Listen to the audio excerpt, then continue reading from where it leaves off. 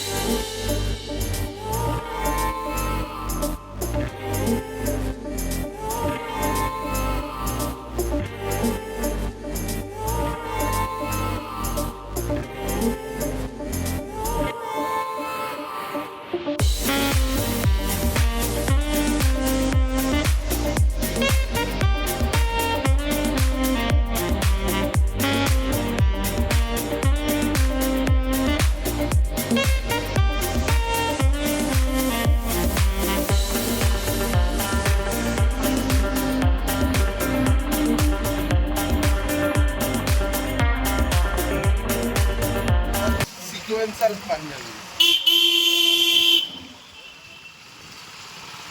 তো বেরিয়ে পড়েছি সন্ধেবেলায়। আমি আজকে শাড়ি টাড়ি রাত্রেবেলায় কিছু পরিনি, কারণ প্রচণ্ড ঠান্ডা লাগছে। আমি আশেপাশে সবাইকে দেখছি আর ভাবছি যে এদের ঠান্ডা লাগছে না, শুধু আমারই ঠান্ডা লাগছে।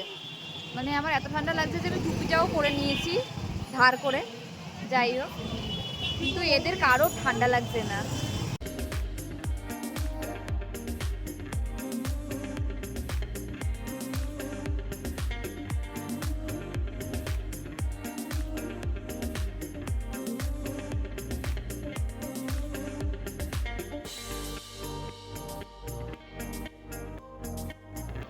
এখন তোমরা যে ঠাকুরটা দেখছো সেটা হচ্ছে শয়তাবাদের মহারাজা শ্রীশচন্দ্র স্কুলের ঠাকুর। আর এই ঠাকুরটা কিন্তু আমাদের পৌরসভার তরফ থেকে এই বছর প্রথম স্থান অধিকার করেছে।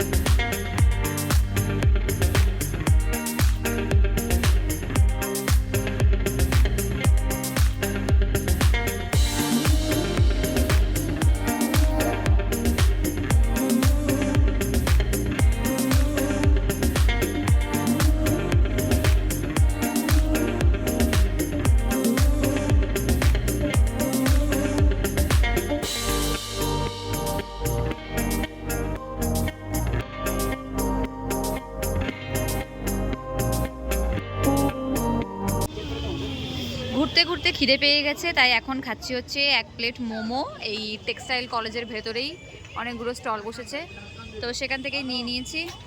এখন খাবো, দিয়ে যাব হচ্ছে অন্যদিকে।